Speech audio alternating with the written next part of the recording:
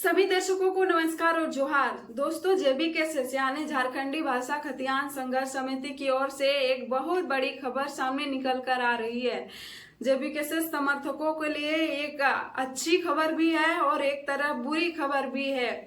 कई लोग उनका सेहत को लेकर कामना कर रहे थे, उनके लिए आज अच्छी खबर है। और जयराम महतो के समर्थक के लिए आज एक निराशाजनक खबर है, क्योंकि जयराम महतो का तबीयत बिगड़ गया है। उससे पहले आपको बता दें कि 19 जुलाई को सीएम आवास घेराव था, जिसमें जेबी केसेस के वरीय उपाध्यक्ष देवेंद्र नाथ महतो सहायक पुलिस कर्मियों के साथ गए हुए थे।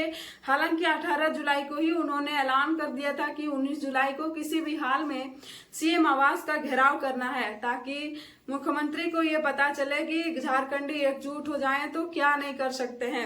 ये सब बातें होती है और 19 जुलाई को वे लोग मुख्यमंत्री आवास के मेन गेट के पास पहुंच जाते हैं। वहीं रोड पर वे लोग बैठे हुए रहते हैं और पुलिस लाठीचार्ज कर देती है।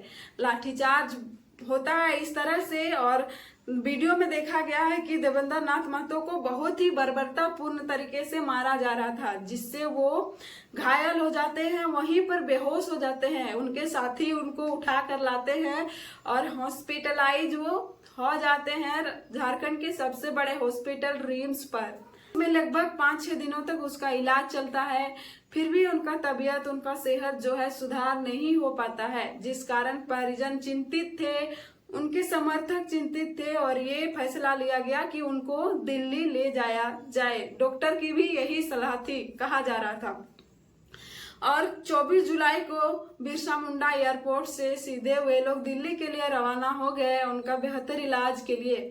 आज ये खबर सामने आ रही है कि दिल्ली के जिस हॉस्पिटल में वो इलाजरत थे, गुरु गोविंद सिंह नामक हॉस्पिटल था जिसमें वो इलाज करा रहे थे, आज आंशिक रूप से बेड रेस्ट के साथ और डॉक्टर की देखभाल में उनको वहां से डिस्चार्ज कर दिया गया है, यानी छुट्टी दे दिया गया है। तो ये खबर सामने आ रही है कि अब 2-3 दिन के बाद रांची में वो मौजूद होंगे, यानी रांची राजधानी वो लौट आएंगे, झारखंड लौट आएंगे 2-3 दिन के बाद। तो ये उनके समर्थकों के लिए एक बहुत अच्छी खबर है। और दूसरी तरफ जो जेबी केसेस के केंद्रीय अध्यक्ष हैं टाइगर जयराम महतो, उनका आज मांडू विधानसभा में बदलाव संकल्प सभा था। जनता दरबार लगाए थे। जनता दरबार में जितने जनता वहां पर आए थे, उनके समस्याओं से वो रूबरू हो रहे थे, उनके जन समस्याओं को वो सुन रहे थे, जवाब दे रहे थे, हल निकालने का कोशिश कर रहे थे। उसी दौरान वे बेहोश हो जाते हैं, मतलब चक्कर आके उन गिर जाते हैं, ऐसा कहा जा रहा है। उसके बाद डॉक्टर बुलाया जाता है, जो भी ट्रीटमेंट होता है वहां पर किया जा रहा है। वीडियो फुटेज के माध्यम से आप देख सकते हैं कि उनका सलाइन चढ़ रहा है, जो भी डॉक्टर वहां पे इलाज कर रहे हैं। तो ये जेबी केसेस और जयराम महतो के समर्थकों के लिए एक निराशाजनक खबर है, लेकिन आशा करते हैं कि उनका भी स्वास्थ्य जल्दी से ठीक हो जाए। और इस समय चुनाव का माहौल है, हर तरफ हर विधानसभा में उनको लगभग 50 से अबव ही सीटों पर चुनाव लड़ने का बात कहे हैं। तो कहीं ना कहीं बहुत ही एक्टिव रहना पड़ेगा, जिस कारण स्वस्थ रहना बहुत ही जरूरी है। उसके बाद और एक खबर है कि देवेंद्र नाथ महतो के ऊपर नामजद केस भी हुआ है। उनके साथी जो गए थे संतोष महतो, उनके ऊपर भी केस हुआ है और बिना नामजद 1500 पुलिसकर्मियों का, जो सहायक पुलिसकर्मी थे, उन लोगों का भी केस हो गया है। जिस दिन देवेंद्र नाथ महतो को रिम्स में एडमिट किया गया, उसी शाम को हमने जेबी केसेस के अन्य नेताओं से भी बात किया था, इंटरव्यू किए थे। जैसे संजय मेहता हजारीबाग लोकसभा के पूर्व प्रत्याशी थे, उनसे बात किया था। उन्होंने कहा था कि इस घटना को लेकर हम मानवाधिकार आयोग जाएंगे, उनके पास शिकायत करेंगे, क्योंकि इन लोगों को रोकने के लिए इससे पहले उनको वाटर कैनन चलाना चाहिए था और आंसू गैस छोड़ना चाहिए था। बहुत सारी चीजें थी, प्रक्रियाएं थी, लेकिन वो सब नहीं किया गया। सबसे पहले लाठीचार्ज करके इन लोगों को मारने की कोशिश की गई और उनका कहना था कि टारगेट करके मारा गया है। तो मानवाधिकार आयोग जाने की बात कही थी। उसके बाद सूर्य सिंह बेसरा जो पूर्व विधायक हैं, वे भी मिलने के लिए आते हैं देवेंद्र नाथ महतो से, और वे भी कहते हैं कि इस तरह से लाठीचार्ज करना कहीं के लिए जायज नहीं है, हम इनकी कड़ी निंदा करते हैं, ऐसा उन्होंने कहा। उसके बाद उन्होंने भी कहा था कि मानवाधिकार आयोग को हम पत्र लिखेंगे, उनको जानकारी देंगे कि झारखंड में जो है इस तरह की पुलिस प्रशासन की सहायता से सरकार बहुत गलत काम कर रही है, इनकी जानकारी हम मानवाधिकार आयोग को देंगे, ऐसा उनका कहना था। तो देखते हैं आप सांसद हैं इस समय झारखंड में दो मामला बहुत ही गरमाया हुआ है। एक है बांग्लादेशी घुसपैठियों को लेकर, दूसरा है डेमोग्राफी को लेकर। हम डेमोग्राफी चेंज की बात करेंगे तो हमारे आस पड़ोस के जो लोग हैं वे झारखंड में अगर बस गए हैं, उसमें स्थानीयता चेंज हुई है तो उनको हम डेमोग्राफी कहेंगे, लेकिन उनको हम घुसपैठी नहीं कह सकते हैं। घुसपैठी की तुलना हम बिहार के लोग, यूपी के लोग से हम नहीं कर सकते हैं, क्योंकि घुसपैठी जो है वो अलग चीज होती है। उनका जिम्मा केंद्र सरकार के पास है, बॉर्डर सिक्योरिटी फोर्स के पास है, और झारखंड में अगर डेमोग्राफी चेंज हो रही है तो इसका दोष भी सरकार को जाता है, लेकिन उनका तुलना हम नहीं कर सकते हैं। मैं आपको याद होगा कि आपको जानकारी नहीं है तो हम बता देते हैं कि एक सांसद का पावर है कि वो नए राज्य का गठन कर सकता है। तो वे मांग किए हैं, संसद भवन में अपना आवाज उठाए हैं कि कुछ हिस्सा बंगाल का काट कर, कुछ हिस्सा बिहार का काट कर, कुछ हिस्सा झारखंड का काट कर एक केंद्र शासित प्रदेश बनाया जाए, ऐसा निशिकांत दुबे का कहना है। लेकिन इनका निंदा जो है सभी कोई कर रहे हैं।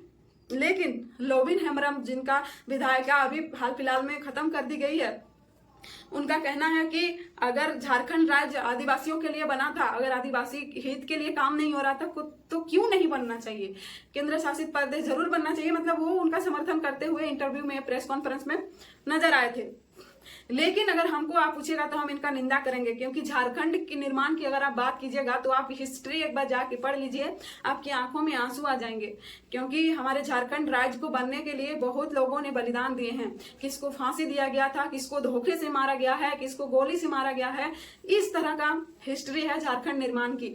तो कहीं ना कहीं अगर झारखंड बंटवारा होगा तो दर्द होगा। इससे अच्छा झारखंड बंटवारे से अच्छा है कि कैसे उसको सुधार किया जाए, इस पर विचार होना चाहिए। झारखंड ऐसे भी बिहार का हिस्सा 50% भी नहीं लिया गया है, 46% बिहार को काट कर झारखंड बनाया गया है। तो फिर अगर आप झारखंड को काटिएगा तो कितना हिस्सा बच जाएगा। तो इसकी हम कड़ी निंदा करते हैं। फिलहाल झारखंड में इस तरह की स्थिति बनी हुई है। और जयराम महतो का जैसा कि हमने बात किया, इस समय उनका हालात ठीक नहीं है, उनकी तबीयत जो है नाजुक है। आज जनसभा था उनका, बदलाव संकल्प सभा था, और उससे पहले ही उनका तबीयत जो है वो बिगड़ गया। इस समय डॉक्टर की देख रेख में है, उनका इलाज चल रहा है। तो देखिए, एक तरफ देवेंद्र नाथ महतो का तबीयत सुधार हो गया और एक तरफ जयराम महतो बीमार हो गए। कामना करते हैं इनका स्वास्थ्य को लेकर जल्दी ठीक हो जाए। झारखंड की अगर बात करें तो झारखंड में इस समय मानसून सत्र चल रहा है। झारखंड सरकार का ये आखिरी सत्र होगा। आपको बताते चले कि सहायक पुलिस जो 19 जुलाई को सीएम आवास घेराव करने गए थे, उसके बाद जो राज्य के पारा शिक्षक हैं वे भी बहुत संख्या में रांची पहुंचे थे, और मोराबादी में उन लोगों को ऊपर भी जो है लाठीचार्ज किया गया था, आंसू गैस भी छोड़ी गई थी। उसके बाद डीसी आए थे, डीसी आश्वासन देकर गए, बातचीत हुई कि आप लोगों की मांग को मुख्यमंत्री तक पहुंचा दी जाएगी, जो भी मांगे हैं आप लोग मुख्यमंत्री आवास तक जाके, आप लोगों का कुछ नहीं होगा, सिर्फ धारा लगेगा क्योंकि प्रतिबंधित क्षेत्र है, ऐसा कहकर उन लोगों को लौटा दिया गया और कुछ आश्वासन भी दिया गया है।